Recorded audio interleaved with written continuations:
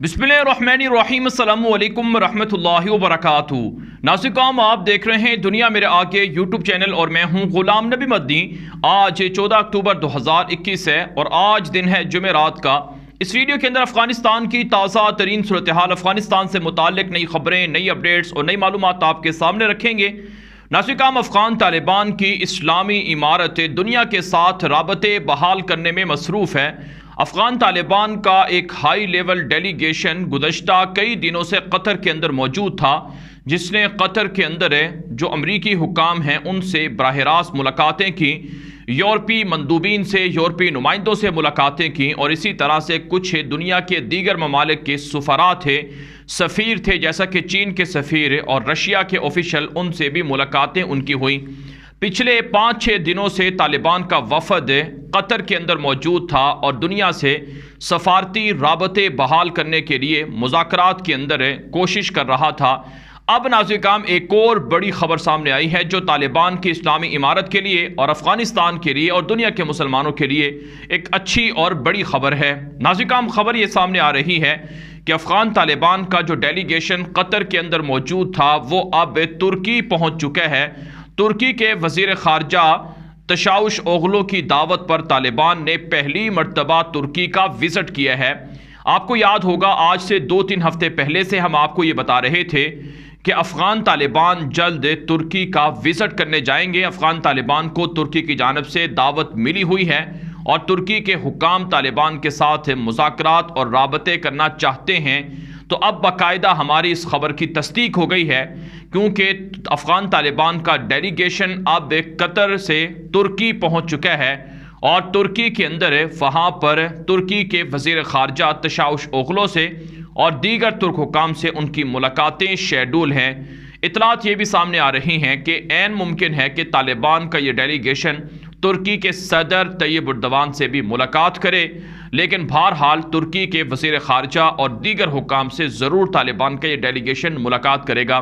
तालिबान के इस वफ़द के अंदर जो इमारत इस्लामी के वज़ीर ख़ारजा मौलवी अमीर ख़ान मुत्तकी हैं वो सरबराही कर रहे हैं। इसके अलावा मुल्ला शहाबुद्दीन दिलावर हैं, मुल्ला खैरुल्लाह खैर खां हैं जो अफ़गानिस्तान के वज़ीर इत्तलात हैं, और इसके अलावा दीगर कुछ वज़रा हैं जैसा कि इंटेलिजेंस के चीफ़ हैं मुल्ला अब्दुल हक वसीक, वो भी इस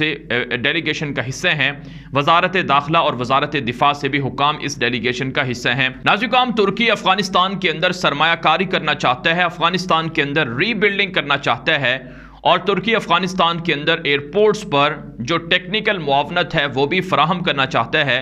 और तुर्की साथ साथ अफ़गानिस्तान के अंदर जो मादनियात की तलाश है उसके अंदर भी अपना हिस्सा डालना चाहता है।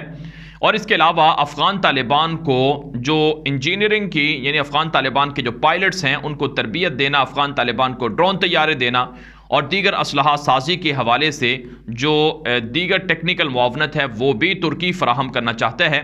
और तालिबान भी अफ़गानिस्तान की इमारत इस्लामी के तुर्की के साथ राबते मजबूत करना चाहते हैं। इसी मकसद के लिए दौरा सामने आया है। अब इस दौरे के अंदर जो उमूर तय पाने हैं उनमें एक तो जो अफ़गानिस्तान के अंदर एयरपोर्ट्स हैं वहाँ पर टेक्निकल मुआवनत की अफ़गान तालिबान को ज़रूरत है, इस हवाले से बातचीत होगी। और इसी तरह से जो काबुल एयरपोर्ट की ज़िम्मेदारियाँ हैं ताकि वहाँ से फ़्लाइट्स ऑपरेशन मुसलसल तवातुर के साथ जारी रहें, इसके लिए काबुल एयरपोर्ट टेक्निकल तौर पर तुर्की के सपोर्ट करना, ये भी इस वफ़द के जो एजेंडा है उसके अंदर शामिल है। इसी तरह से नाज़रीन, रीबिल्डिंग का मामला है, सरमायाकारी का मामला है और साथ साथ अफ़गानिस्तान के अंदर सबसे ज़्यादा जो अफ़गान ज़रूरतमंदों को जो इमदाद मिल रही है वो तुर्की के जो फलाही इदारे हैं उनकी जानिब से मिल रही है। तो इस पर भी बातचीत होगी। फिर साथ साथ दुनिया के साथ तालिबान की इस्लामी इमारत कैसे रब्ता रख सकती है, इस हवाले से भी बातचीत इस डेलीगेशन के एजेंडे के अंदर शामिल है। इसी तरह से जो तुर्की से ड्रोन तैयारों का हुसूल है और फिर बिलखुसूस जो इंटेलिजेंस के जो चीफ़ हिस्से तालिबान के विज़िट का हिस्सा हैं, इसमें ये बात भी देखी जाएगी कि शाम से और इराक़ से दाइश के जो दहशतगर्द आ रहे हैं उनके ख़िलाफ़ कैसे तालिबान कार्रवाई कर सकते हैं और उनसे कैसे निमट सकते हैं। क्योंकि तुर्की के वज़ीर ख़ारजा तशाउश ओगलो ने चंद दिन पहले बयान दिया था कि शाम से और इराक़ से दाइश के दहशतगर्द वो अफ़गानिस्तान जा रहे हैं। और नाज़रीन, अभी आज की ताज़ा एक बड़ी ख़बर ये भी सामने आ रही है کہ روسی صدر ولادیمیر پیوٹن کی جانب سے بھی ایک ویڈیو کانفرنس کے اندر ہے جو سیکیورٹی حکام کے ساتھ ان کی میٹنگ تھی، اس کے اندر یہ بات کہی گئی ہے کہ ہمارے پاس ایسے ثبوت موجود ہیں کہ شام سے اور عراق سے جو دہشت گرد ہیں، عسکریت پسند ہیں، ان کو افغانستان بھیجا جا رہا ہے، جس کا دوسرے لفظ میں مطلب یہ ہے کہ جو داعش کے دہشت گرد ہیں اب وہ افغانستان کا رخ کر رہے ہیں شام سے اور عراق سے، اور ان کو بھیجنے والا امریکہ ہے، نیٹو ہے، یورپ ہے۔ یہ روسی صدر ولادیمیر پیوٹن کے حوالے سے بیان نشر ہو رہا ہے، اور اس سے چند دن پہلے روسی وزیر خارجہ کا اور روسی آرمی چیف کا بھی اس حوالے سے بیان نشر ہوا تھا، اور ترکی کے وزیر خارجہ بھی یہی بیان دے چکے ہیں۔ اب ناظرین کرام، یہ جو افغان طالبان کا ڈیلیگیشن ترکی گیا ہے، یہ ترکی کے عسکری حکام سے، فوجی حکام سے اور انٹیلیجنس حکام سے اس حوالے سے تجاویز لے گا، مشورے لے گا کہ کیسے داعش کے دہشت گردوں کے خلاف آپ نے کامیابی سے آپریشن کیے ہیں اور کیسے افغان طالبان کی اسلامی عمارت آپریشن کر سکتی ہے۔ ناظرین کرام، آپ جانتے ہیں ترکی کے اندر بھی داعش کے دہشت گرد کئی بار حملے کر چکے ہیں، اور داعش کے سینکڑوں جنگجوؤں کو ترکی کے خفیہ اداروں نے، انٹیلیجنس اداروں نے پکڑا ہے۔ ابھی کل کی ایک بڑی خبر یہ سامنے آ رہی ہے کہ جو داعش کا ڈپٹی چیف تھا ابو بکر بغدادی کے بعد اسے ترکی کی مدد سے عراق کے اندر گرفتار کر لیا گیا ہے۔ تو ترکی اس سے پہلے بہت سے داعش کے بڑے بڑے سرغنوں کو، دہشت گردوں کو گرفتار کر کے سزائیں دے چکا ہے، اور ترکی پر کرد باغی بھی حملہ کر رہے ہیں جو داعش کے اتحادی ہیں۔ تو اس لیے ترکی کا اچھا تجربہ ہے جنگ لڑنے کا، اسی وجہ سے طالبان کے انٹیلیجنس کے چیف اس وزٹ کا حصہ ہیں، کیونکہ وہ ترکی کے اعلیٰ حکام سے اس حوالے سے تجاویز اور مشورے لیں گے۔ تو ایک امن و امان کے حوالے سے، سیکیورٹی کے حوالے سے ترکی سے مدد لینا یہ بھی ایجنڈے کا حصہ ہے۔ پھر ناظرین کرام، ترکی چونکہ امت مسلمہ کا ایک بڑا ملک ہے، آپ جانتے ہیں امریکہ نے، نیٹو نے طالبان اور ترکی کے درمیان لڑائی کروانے کی بڑی کوشش کی تھی۔ اس موقع پر جب ترکی کو کہا گیا کہ وہ کابل ایئرپورٹ سے سیکیورٹی اپنی جو انتظامیہ ہے اسے نہ نکالے اور کابل ایئرپورٹ پر فوجیں بھی رکھے اور مزید فوجیں بھی ترکی افغانستان کے اندر بھیجے، اور یہ بیان سامنے آیا تھا اردگان کی جانب سے بھی کہ وہ بھی افغانستان کے اندر اپنے عملے کو اور فوجیوں کو برقرار رکھنا چاہتے ہیں، جس پر طالبان نے سخت رد عمل جاری کیا تھا اور اعلامیہ جاری کر کے کہا تھا اگر ترکی ایسا کرے گا تو پھر ترکی کے خلاف ہمارا اعلان جنگ ہوگا۔ لیکن اچھی بات ہے، پاکستان اور قطر کی ثالثی کے بعد ترکی اور طالبان کے درمیان میں حالات بہتر ہوئے، اور اب یہاں تک حالات بہتر ہو چکے ہیں کہ اب ترکی کی دعوت دی گئی ہے طالبان کو، اور طالبان نے ترکی کا وزٹ کیا ہے۔ اب ناظرین کرام، یہ جو تعلقات ہیں یہ امت مسلمہ کے لیے اور افغان طالبان کی حکومت اسلامی عمارت کے لیے، اور اسی طرح سے افغان عوام کے لیے اور ترکی کے عوام اور پاکستان کے لیے بہترین اور شاندار ثابت ہوں گے۔ آپ جانتے ہیں پاکستان کا تاریخی منصوبہ ہے سی پیک کا، اس کو سنٹرل ایشیا کی ریاستوں تک پہنچانا ہے، اور افغانستان اس کے لیے ایک بڑا رول پلے کر سکتا ہے، اور افغانستان ترکی کے ساتھ تجارتی راہداری کے لیے بھی ایک بڑا زبردست روٹ فراہم کر سکتا ہے۔ تو اس لیے ترکی کو بھی افغانستان کی ضرورت ہے اور افغانستان کو بھی ترکی کی ضرورت ہے، پاکستان کو بھی ترکی کی ضرورت ہے اور ترکی کو بھی پاکستان کی ضرورت ہے، اور ان دونوں ملکوں کو افغانستان کی ضرورت ہے۔ تو اس اعتبار سے ترکی کے ساتھ طالبان کے تعلقات خطے کے اندر اسلامی حکومت کو، یعنی طالبان کی اسلامی عمارت کو اور ترکی کی عمارت اسلامی کو اور پاکستان کو کافی مضبوط بنا دے گی، اور دشمنوں کے خلاف مشترکہ چیلنج سے نمٹنا یہ یقیناً امت مسلمہ کا مشترکہ ایک ایجنڈا ہونا چاہیے۔ اب ناظرین کرام، جو ہمارے پاس ایک اور اچھی خبر ہے وہ یہ بھی ہے کہ افغان طالبان ترکی کے بعد شاید ماسکو کا دورہ کریں گے، کیونکہ ماسکو کے اندر